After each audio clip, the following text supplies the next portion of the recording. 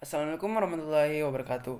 Perkenalkan, nama saya Andi Lahmas Homba dengan NIM F0713210130 dari Departemen Arkeologi. Adapun di sini saya akan membahas sebuah topik yang masih menjadi kontroversi dalam sistem hukum di Indonesia, yakni mengenai hukum mati sebagai hukum bagi koruptor.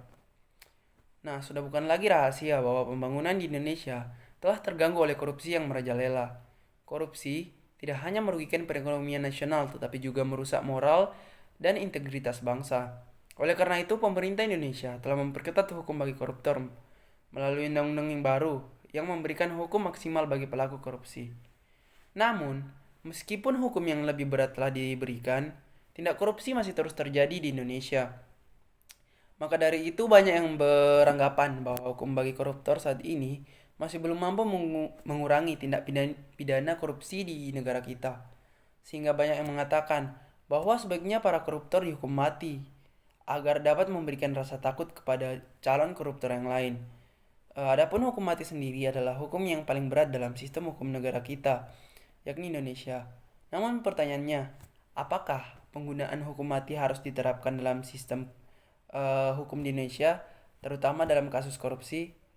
Nah, pertanyaan ini masih menjadi perdebatan yang hangat di masyarakat. Beberapa orang berpendapat bahwa hukum mati harus diterapkan untuk memberikan efek jera yang lebih kuat dan mencegah tindak korupsi di masa depan. Sementara itu, yang lain berpendapat bahwa hukum mati tidak boleh diterapkan dalam kasus korupsi karena alasan etika dan kemanusiaan. Nah, jika kita kembali kepada undang-undang, sebelumnya sudah ada pasal yang mengatur undang-undang yang mengatur tentang hukum mati, yakni dalam pasal 1 ayat 3 Undang-Undang Nomor 5 Tahun 1997 tentang psikotropika dan pasal 1 ayat 4 Undang-Undang Nomor 22 Tahun 1997 tentang narkotika.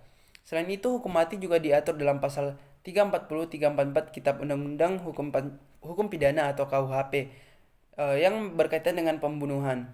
Sehingga menurut saya, pemerintah Indonesia masih membuka kemungkinan untuk menerapkan hukum mati dalam kasus korupsi melalui revisi undang-undang. Nah, pendapat saya bahwa penggunaan hukum mati sebagai hukum bagi koruptor di Indonesia harus dikaji lebih lanjut. Meskipun efek jera yang dihasilkan dari hukum mati ini mungkin dapat membantu mencegah tindak korupsi di masa depan. Namun, pendapat saya bahwa penggunaannya harus dipertimbangkan dengan hati-hati dan dengan memperhatikan prinsip-prinsip etika dan hak asasi manusia. Saran saya kemudian, dalam kasus korupsi pemerintah dapat mempertimbangkan alternatif hukum yang lain sesuai dengan nilai-nilai kemanusiaan yang dianut oleh masyarakat Indonesia. Beberapa alternatif yang dapat dipertimbangkan antara lain adalah hukum seumur hidup atau hukum dengan jangka waktu tertentu yang lebih lama.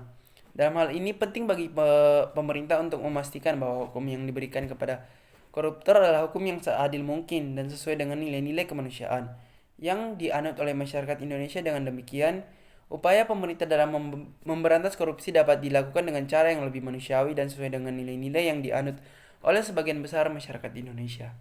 Mungkin itu saja, kurang lebihnya mohon dimaafkan. Saya akhiri dengan ucapan wabillahi taufiq wal hidayah. Wassalamualaikum warahmatullahi wabarakatuh.